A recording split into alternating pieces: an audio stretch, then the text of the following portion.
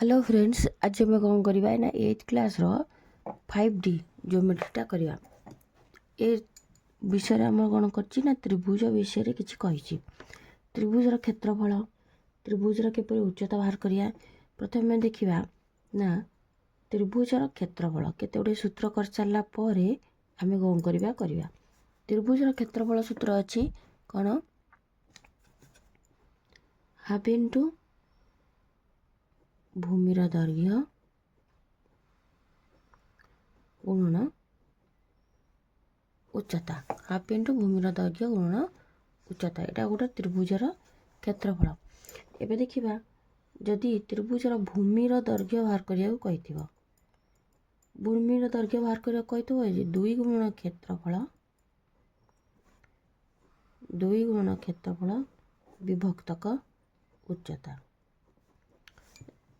ये है भूमिर कौन अच्छी क्षेत्रफल उच्चता दत्त अच्छी ताले आम कौन करदे यही सूत्र आम बाहर कले क्षेत्रफल दत्त अच्छी 2 एपटे हराई एपटे आसला गुणा है उच्चता दत्त अच्छी उच्चता एपटू गला भूमिर दैर्घ्य बाहरी गला। यही सूत्र को देखिए आम भी बाहर कर कौन ना उच्चता बाहर केमी सेमती 2 गुणन क्षेत्रफल विभक्तक उच्चता एपटे अच्छी एपटे रही कौन भूमिर दैर्घ्य।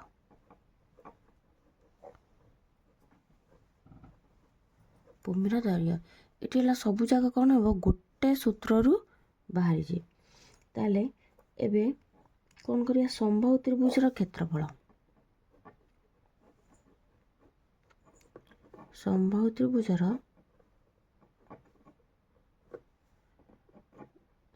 त्रिभुजर क्षेत्रफल कौन ना √3/4a² जोटी आमर कौन थी बाहु दत्त थी ये कौन थी आमर बाहु दत्त थी पुणी समबाहु त्रिभुजर क्षेत्रफल बाहर करा जोटी उच्चता दत्त थी समबाहु त्रिभुजर क्षेत्रफल जोटी उच्चता दत्त थी 1/√3 इंटू एच। तारे यही सूत्र गुड़ाक सब जाक नहीं आम कौन करिया 5D अनुशीलनी को जीवा। आम प्रथम प्रश्न देछि कौन गोटे त्रिभुजर भूमि दत्त देछि ताऊपर उच्चताटा दत्त देछि भूमि और उच्चताटा देछि ताले आम त्रिभुजर क्षेत्रफल निर्णय करिया। आ पूर्व आम सूत्र देखिले गोटे त्रिभुजर जदि भूमि और उच्चता थी हाफ इंटू भूमि गुण उच्चता करके करवा। ताले ये किन्तु कौन देछि दैर्घ्यटा देछि डेसीमीटर रे उच्चता देछि सेंटीमीटर रे।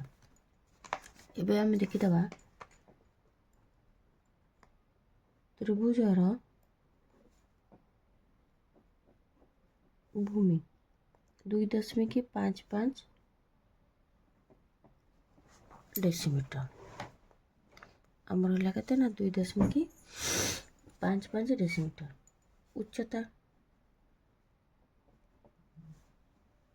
68 सेंटीमीटर। मु सेंटीमीटर को डेसीमीटर प्रकाश करदेवी ये करदेवी 68 विभक्तक 10 डेसीमीटर। तेरे त्रिभुजर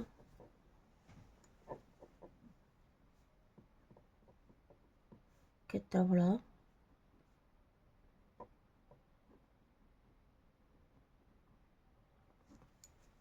कौन मन है ना हाफ इंटू भूमि गुण उच्चता। हाफ कली भूमि मोर अच्छी 2.55 उच्चता अच्छी 68 विभक्तक 10 आपको मु भग्नांश करदेवी दशमिक दुटा संख्या था 100 है 68 विभक्त के 10 है मु दूर या करदेवी 2 3 6 2 4 8 255 और 34 को मुझे गुणीदेवी गुणीदेले के 8679 विभक्तक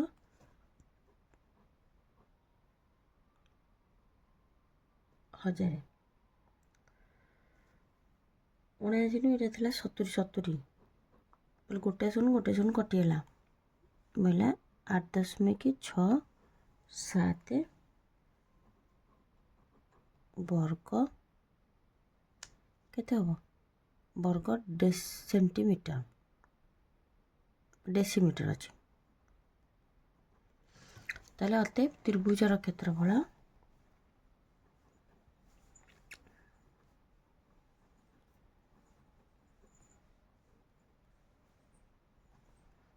आठ दशमिक 6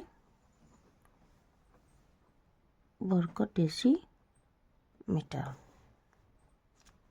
एबे आमे 2 नंबरटा देखिया।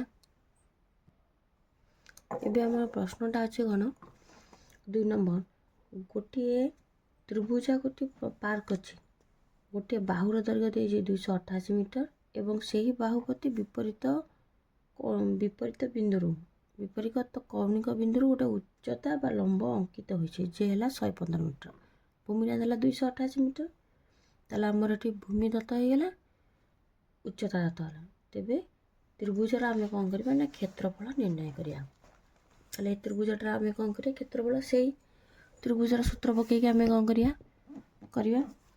ताले लिखिबा ए बी सी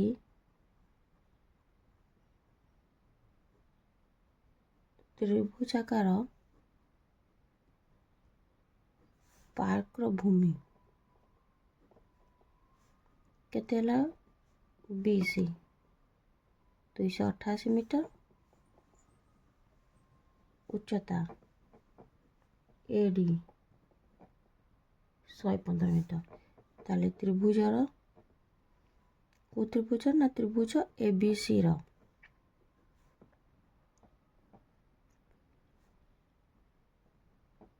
क्षेत्रफल हाफ इंटू भूमिर दैर्घ्य गुणन उच्चता आम एटा कौन कले ना सूत्र पकईदेवा हाफ इंटू भूमि है केते 288 मीटर अच्छी ये 115 2 रे काटदेवा 2 के 2 2 चौ 8 2 चौ 8 रहा केते 144 गुणन 115 गुण देले आम रोची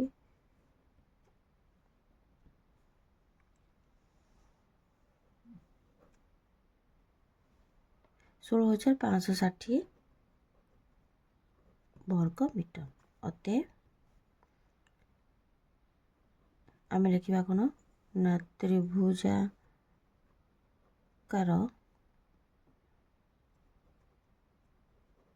पार्क आम कौन त्रिभुजाकार पार्क क्षेत्रफल 16,560 वर्ग मीटर ताले एटा हमर कोन होला 2 नंबर सरला 3 नंबरटा देखिया एबे हमें कोन करबा 3 नंबर लिखा 3 नंबर गोटे समबाहु त्रिभुजर प्रत्येक बाहु दे देइछि ताले हमें तार कोन करबा ना क्षेत्रफल बाहर करबा यदि बाहु दत्त थिबो गोटे समबाहु त्रिभुजर बाहु दत्त थिबो सब जगह बाहु समान होला 14 √2 सेंटीमीटर ताले समबाहु त्रिभुजर यदि बाहु दत्त थिबो समबाहु त्रिभुजर क्षेत्रफल केंद्र निर्णय करिबा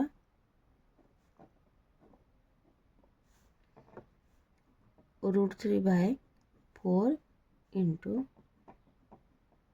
बाहुर होल स्क्वायर ताले √3/4 इंटू बाहुर स्क्वायर हबो एबे मोर देछि √3/4 बाहु होला मोर केते ना 14 √2 रो स्क्वायर √3/4 इंटू 14 गुणन 14 दी थर 14 दी थर √2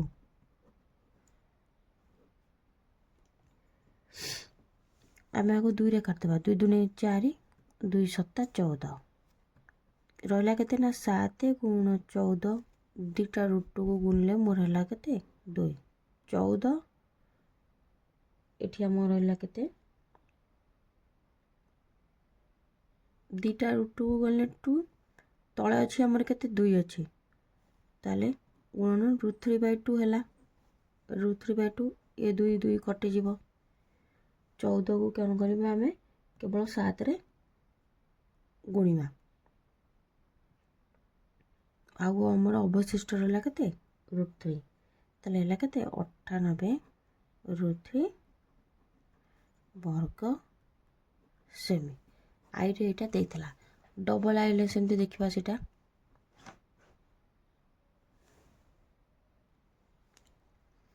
ତାହେଲେ ଡବଲ୍ ଆଇ ଦେଇଛି ଏକ ସମବାହୁ ତ୍ରିଭୁଜର ପ୍ରତ୍ୟେକ ବାହୁର ଦୈର୍ଘ୍ୟ କେତେ ହେଇଛି 8√6 ମିଟର। ତାହେଲେ ପୁଣି ଆମେ ସମବାହୁ ତ୍ରିଭୁଜ କ୍ଷେତ୍ରଫଳ ସୂତ୍ର ପକେଇବା। ସମବାହୁ ତ୍ରିଭୁଜର